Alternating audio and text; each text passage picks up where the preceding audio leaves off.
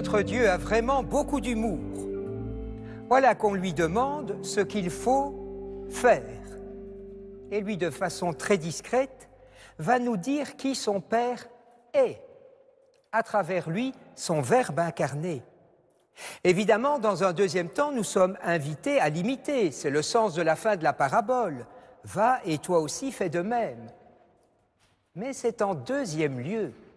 Il nous faut d'abord et avant tout prendre le temps de nous émerveiller de ce que fait le Seigneur, car c'est lui le bon Samaritain, de ce que le Seigneur fait pour nous.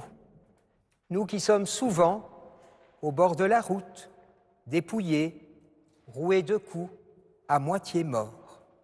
Et comme par hasard, le Seigneur fait 7 choses, le chiffre de la plénitude, parce que Dieu ne peut pas nous donner une partie de son amour. Dieu ne peut nous donner que tout son amour, la plénitude. Première chose, et ça, les 3 le font, il nous voit. Vous le savez bien, lorsque nous sommes abattus, marqués par telle ou telle détresse, nous nous disons souvent le contraire. Où es-tu, Dieu? M'aurais-tu oublié, abandonné? Dieu est là. Mais comme souvent, comme pour Simon de Cyrène, derrière la croix. Et la croix est parfois tellement importante que nous ne le voyons pas, que nous ne réalisons pas qu'il porte la croix avec nous. 2, car nous allons faire un peu de mathématiques. Il est saisi de compassion. Il est remué dans ses entrailles. On dirait aujourd'hui, il a mal au ventre chaque fois qu'il voit que nous souffrons. Beaucoup de philosophes nous ont montré, voire démontré que Dieu était impassible, ce qui veut dire qu'il ne souffre pas. Pour un chrétien, c'est tout à fait faux, évidemment. Depuis le chemin de croix, depuis la croix, nous voyons que Dieu connaît jusque dans son corps, avec la marque des clous, la souffrance humaine. Et que chaque fois que nous avons mal, il a mal aussi, non pas d'en haut, mais d'en bas. Et la seule fois où il sera en haut, ce sera en haut de la croix. 3. Il s'approche. Peut-être comme moi, avez-vous déjà pleuré en voyant à la télévision tel drame dans le monde. Mais nous sommes loin, ou même si c'est à côté de chez nous, la télévision fait un écran entre les deux.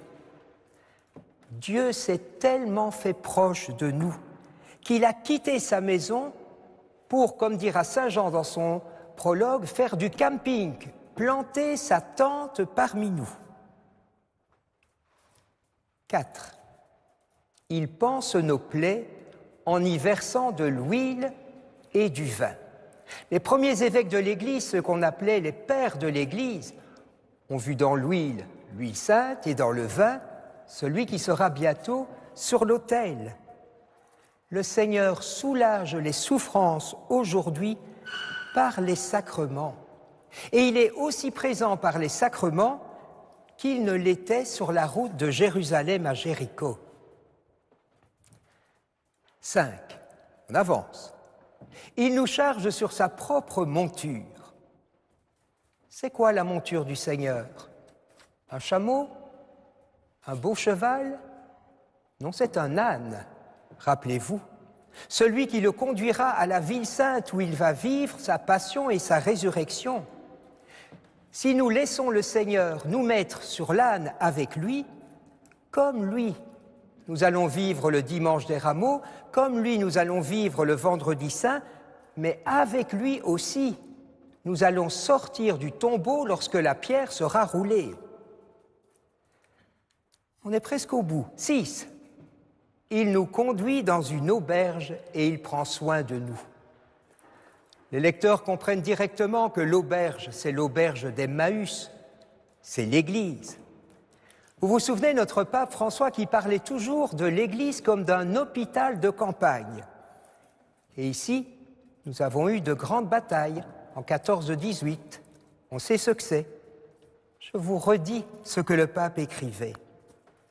Je vois l'Église comme un hôpital de campagne après une bataille. Il poursuit. Il est inutile de demander à un blessé grave s'il a du cholestérol ou si son taux de sucre est trop haut. Nous devons soigner les blessures, disait François. Ensuite, nous pourrons aborder le reste. Soignez les blessures, insistait-il. Il faut commencer par le bas. On est au bout, 7. Et enfin, il sort 2 pièces d'argent. Jésus a dit tant de mal de l'argent. Mais ici, l'argent retrouve sa fonction fondamentale. L'argent est là pour le partage.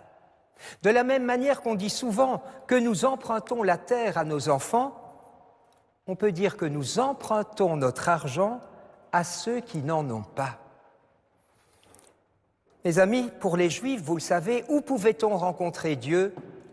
Au temple. C'est de là d'ailleurs que venaient les 2 premiers.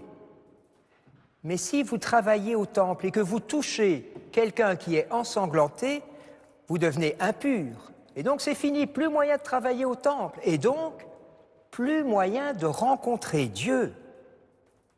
Et voici que le Seigneur, lui, nous invite à ce qu'on pourrait appeler un 8e sacrement, le sacrement de l'autre. Oui, Dieu est présent dans le temple, évidemment, il est présent dans notre Église, heureusement, mais il est aussi présent dans tout homme qui perd son sang, dans tout homme qui perd la vie, qui est peut-être ici à quelques mètres de notre Église. Alors ne passons pas à côté de cette autre présence réelle. Vous l'avez entendu, 7 points, 7 manières de le faire nous sont confiées. 7, c'est beaucoup. Et la sagesse populaire dit « qui trop embrasse mal étreint ». N'essayons pas de faire les 7 actions du Seigneur, nous sommes des hommes et pas Dieu. Mais si pour cette semaine, nous en retenions l'un ou l'autre. Amen.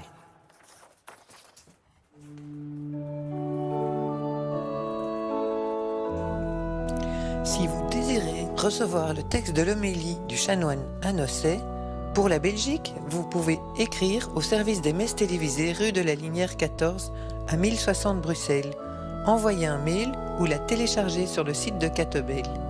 Pour la France, vous pouvez écrire au Jour du Seigneur, 45 bis rue de la Glacière à 75 013 Paris. Envoyez un mail ou la télécharger sur le site Le Jour du Seigneur.